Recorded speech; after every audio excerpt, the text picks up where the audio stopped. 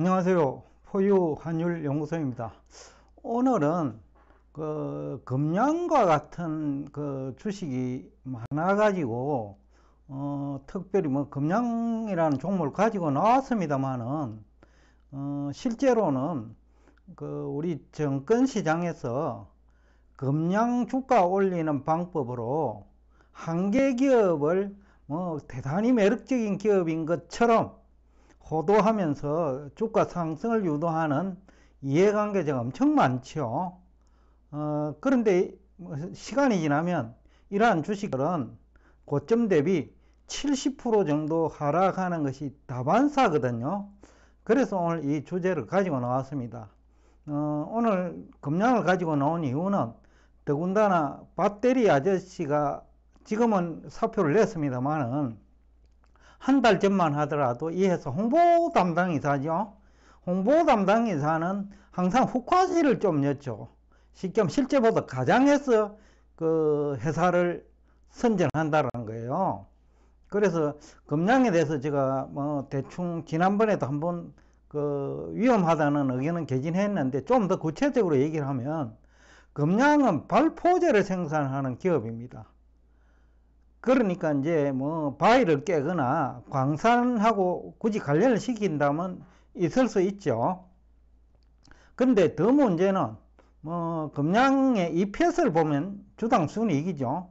2020년에는 마이너스 89원, 주당 80원 적자라는 얘기입니다. 2021년에는 280원 흑자를 냈어요. 2021년 아마 부동산 관련해 가지고 바위 깨고 이러면서 조금 흑자를 냈는지 모르겠는데 2022년에는 마이너스 549원 적자예요. 그러니까 지난해 벌은 거를 2022년에 모두 다 까먹었다라고 해도 과언이 아니죠. 2020년도 적자니까 2023년도 적자일 가능성이 아주 높아 보여요. 여러분 다 아시다시피 적자가 3년 연속이면 한 개 기업으로 이제 낙인 찍히고 적자만 나도 한 개 기업인데 관리 대상 종목 내지는 상장 폐지도 될 수 있죠. 2022년 적자일고 2023년도 적자일 가능성이 높아 보여요. 2024년에도 한국경제 동향을 종합해보면 이 회사가 흑자로 돌아갈 반전될 가능성은 커 보이지 않아요. 즉 경우에 따라서는 상장 폐지될 확률조차도 배제할 수 없는 종목이 금양이다. 지금 현재 그러니까 2023년 5월 현재 주당 순자산은 약 한 3,000원 정도 됩니다. 그런데 주가는 지금 52,000원 안팎이거든요. 적정 주가는 그러니까 1만원도 안 되는 거죠. 주당 순자산도 3,000원, EPS는 마이너스 549원. 자본금 잠식 회사를 해도 과언이 아니죠. 그런데 지금 주가가 어떻게 해서 그러면 53,000원까지 올랐냐? 배터리 아저씨 얘기를 들으면 콩고하고 몽골하고 리튬 관련 강산 개발 MOU를 체결했대요.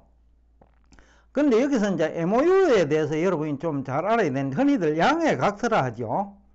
몽골 같은 경우에는 광산이 발달돼가 있어요. 특히 구리가 많이 매장된 대표적인 국가죠.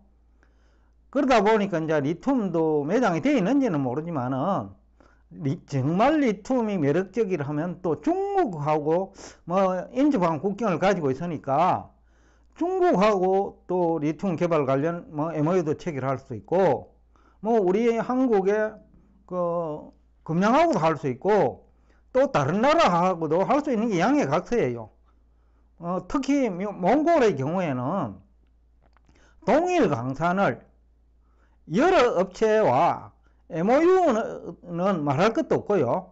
심지어는 계약까지도 그 두 개 회사와 체결해 가지고 한때 국제 간에 소송까지 벌어지기도 했어요.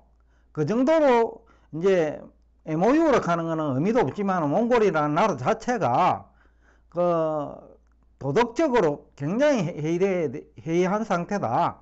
기업도 마찬가지고요. 더군다나 이제 그 최근에 그 뭡니까 코로나 사태 때문에 광산 개발이 안 돼 있잖아요. 그러면 광산 업체는 굉장히 어려울 거예요. 그럼 어떻게 되겠어요? 그러니까 부도위기에서 벗어나기 위해서 여러 가지 노력을 하겠죠.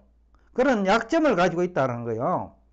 거기에 금량이 파고 들어가 가지고 뭐 MOU를 체결한 것 같은데 과연 몽골 광산 회사가 우리나라 금량하고만 체결했을까? 중국이나 다른 나라하고는 체결하지 않았을까? 더군다나 리튬이 매력적이라면 왜 그 한국에서 적자 기업인 금량하고 그 계약을 체결하기 위해서 MOU를 체결했을까? 여러 가지 의문점이 한두 가지가 아니에요. 이와 관련해 가지고 배터리 아저씨는 뭐 틀림없다라는 얘기를 하지만은 상식적으로는 이해가 안 돼요. 여러분들이 그 몽골 광산을 뭐 경영한다고 생각하고 거기 중요한 직책을 가지고 있다고 생각을 해보세요. 과연 적자의 회사인 MOU를 적자의 회사인 금량하고 MOU를 체결할지요. 왜냐하면 광산 개발 중에 부도날 수 있어요. 돈이 없어서. 왜 그런 금리에 1차 의심이 들고 또 진짜 좋은 그 리튬이면 한국 금량이 과연 그 계약을 따낼 수 있을까요? 그 두 번째 의심이에요. 그럼에도 불구하고 뭐 배터리 아저씨는 홍보 담당이사니까 책임이 없는 거예요. 홍보 담당이사는 MOU 계약 양해각서 체결할 때 안 가거든요. 일반적으로 대표가 가거나 아니면 대표도 아닌 사람이 가가지고 뭐 돈 주고 MOU 각서 체결할 수도 있는 거예요. 몽골의 경우에는 부정부패가 만연된 국가이기 때문에 얼마든지 MOU를 돈을 주면 체결해 줄 수도 있는 국가예요. 더군다나 그 코로나 사태 때문에 광산 개발을 한동안 못했을 거란 말이죠. 그럼 광산 회사는 굉장히 어려울 거예요. 그러니까 돈이 되는 일이라면 MOU도 뭐 돈을 준다면 얼마든지 체결 가능하죠. 진정으로 리튬이 가치가 있으면 서로 몽골에 들어가겠죠. 중국도 들어갈 거고 한국의 금량이 아닌 다른 업체도 들어갈 거고. 그런데 왜 금량하고 체결했을까? 그것이 포유환율연구소는 의문이에요. 배터리는 뭐 자기가 뭐 그 자신하고 있는데 홍보회사는 거기 가지 않아요. MOU 체결하는데. 또 MOU 체결한다고 해가지고 계약으로 체결되는 거는 별개 문제예요. 그러다 보니까 올 현재 2차 전지나 리튬 관련 사업은 가시적인 성과는 없어요. 다만 주가만 급등한 거예요. 근데 이 주가가 그 지난해 7월만 하더라도 4,000원, 5,000원 했어요. 근데 2023년 4월에 8 내지 9만원까지 약 한 20배 정도 상승을 했죠. 배터리 아저씨가 뭐 바람 잡았다고 보는데, 만약에 제가 조금 전에 제기한 그런 의문점들, 과연 매력적인 리튬 광산이냐? 그렇다면 왜 몽골 리튬 광산에서는 그 적자 기업인 금량하고 체결했을까? 더군다나 전 세계적으로 리튬이 인기가 엄청 있잖아요.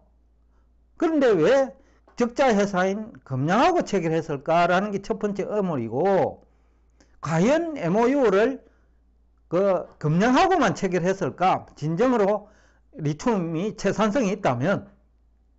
그 다음에 개발을 하려고 하면 결국은 많은 돈이 필요한데 왜 돈도 없는 대차대조표 손익계산서 받거든요. 그런 그 대모제표를 받았다면 그걸 확인하고 금량하고 과연 체결할까? 진정으로 이것을 계약 성사하고 싶은 생각이 있다면 몽골 광산회사 입장에서 그래서 설득이 없다는 거예요. 그래서 제가 추정하건대는 이런 기업이 앞에서도 많다는 얘기를 했는데 뭐 AI 관련 기업도 그런 게 많고, 뭐 지난해인가 2021년에 뭐 메타버스 관련 주식이나 에너피어트 관련 주식도 그런 게 많을 거예요. 여하튼 우리 주식 시장에서 이런 그때 한때 테마를 타켓으로 해가 이해관계자들이 뭐 특정 주식을 뭐 바람잡기 형식으로 주가 상승을 유도한 다음에 빠져나가는 그런 사례가 한두 건이 아니거든요. 수백 건이단 말이죠. 그래서 제가 오늘 이 주제를 가져오는데, 금량을 가져놓은 이유는 특히 2차전지와 관련해가 테마가 만들어지니까 배터리 아저씨가 금량 이사로 재직하면서 너무 지나치게 과장했다라는 생각이 들고, 이와 비슷한 주식들이 너무 많다는 생각하에 오늘 이 주제를 가지고 나왔습니다. 여하튼 이 회사 주식은 지금 5만원대지만 보유 환율 연구소가 볼 때 적정 주가는 1만원 이하다. 다만 오늘 이 얘기를 한다고 해가 이 시각부터 바로 뭐 만원대까지 가지는 않을 거예요. 오르락내리락 하면서 하락할 테니까 여러분들이 기술적 반등이 있으면 오히려 가지고 있는 것을 처분하거나, 아니면 공매도 대상, 원래 6월부터는 주가가 많이 올랐기 때문에 이 종목이 코스피 200에 들어가요. 코스피 200에 들어가면 공매도 대상이 되거든요. 그렇기 때문에 아마 이런 류의 주식은 공매도 대상으로 들어가면 주가를 유지하기 어렵다. 포유 환율 연구소가 추정컨대는 아마 1년 후에는 이것이 한 2만원에서 1만원 사이까지는 내려가 있을 것이다 라는 얘기를 하면서 오늘 여러분과 대화를 여기서 끝내겠습니다. 오늘도 끝까지 경청해 주셔서 대단히 감사합니다.